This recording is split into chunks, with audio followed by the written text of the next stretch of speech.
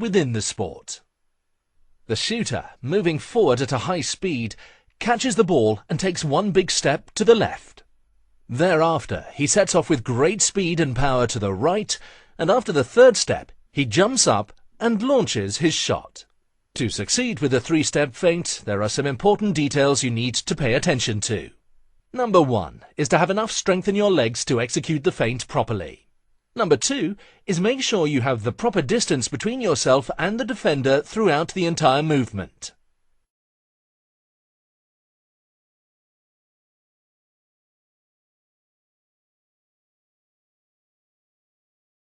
Feint, shot feint.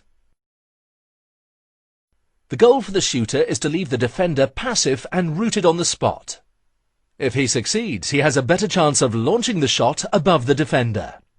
In order to pull off the feint, you have to execute it clearly and make sure you have power left in your legs to jump up and launch your shot.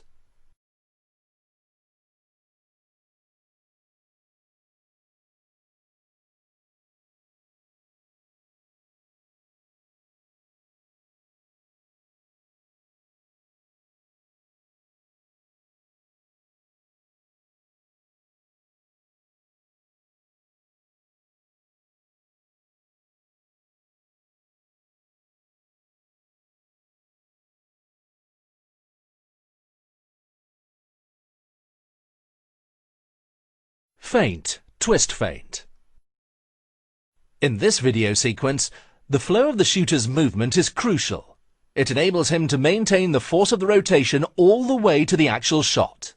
The shooter wants the defender to believe that he will launch an underarm shot.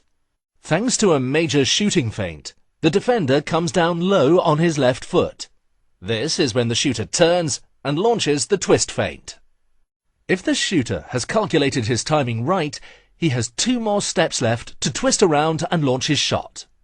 In order to pull off the feint, you have to execute it clearly and thereby leaving the defender rooted on the spot in order to increase your shooting chances.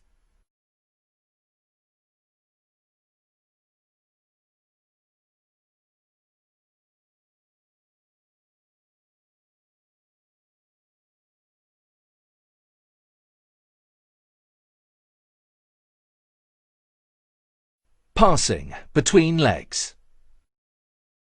To pass the ball onto the line player, in this case the pivot player, is a challenge. The key is to find space for the pass to the line player.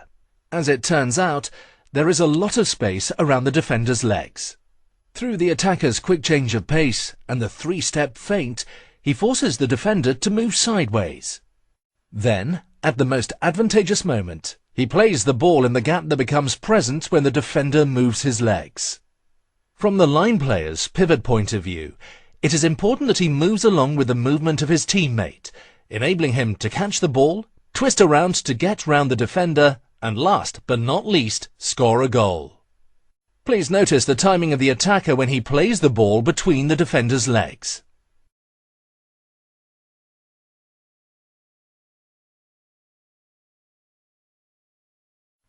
Passing overhead. A variation that might frustrate the defender is when the attacker passes the ball closely over the defender's head. To succeed, you have to trick the defender to lower his hands. One way of executing it is to feint a low play, but by using your wrist, play the ball over his head instead.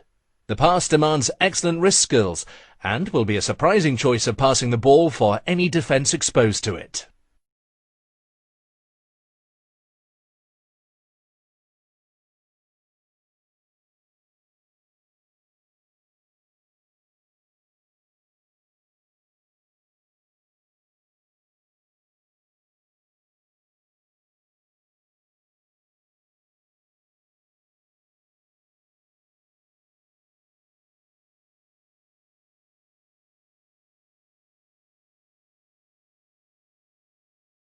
Pivot, twist away from defender. Today, handball is a demanding role for a pivot player. You need some tricks up your sleeve to be able to break away and take a shot. The defender is holding on to the pivot player. At the same time as the pivot player catches the ball, he moves his weight downwards and twists away from the defender. What will decide if he succeeds in breaking loose is that when twisting away, he must block the arm of the defender at the same time.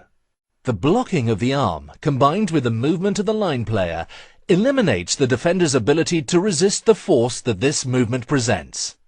Please note how he squeezes right above the elbow of the defender.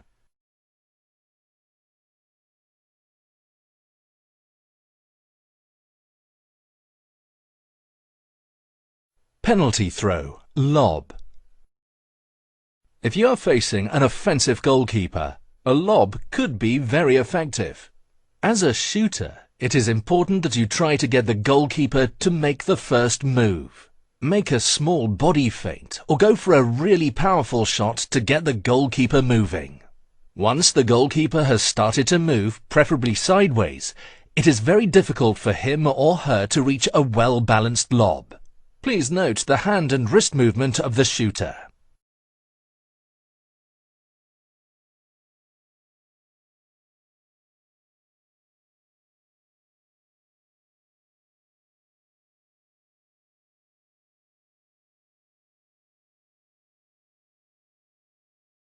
Penalty throw, thumbscrew. A variation of the penalty shot is the so-called thumbscrew, which, accompanied with a flick of the wrist, can be very effective and spectacular. A dummy move will make the goalkeeper cover the wrong corner, enabling the shooter to place the ball close to his standing leg. Please note the flick and twist of the wrist and the effect it has on the trajectory of the ball.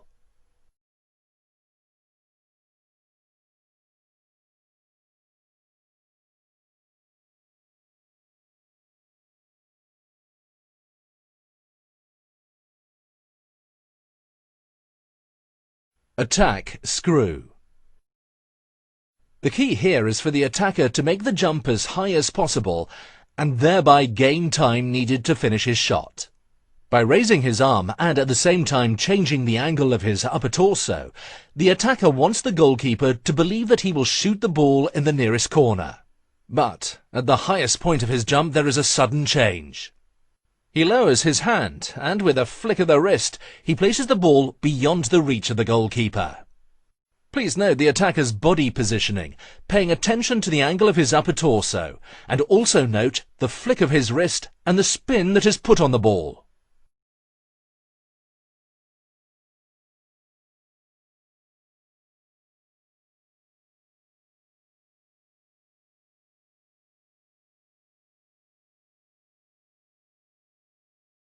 Attack layup. This might very well be the most technically demanding jump shot of them all. First and foremost, a quick high jump is needed in order to gain as much time and favourable angle as possible. With his lower arm, the wingman wants the goalkeeper to think that he will shoot in the far corner.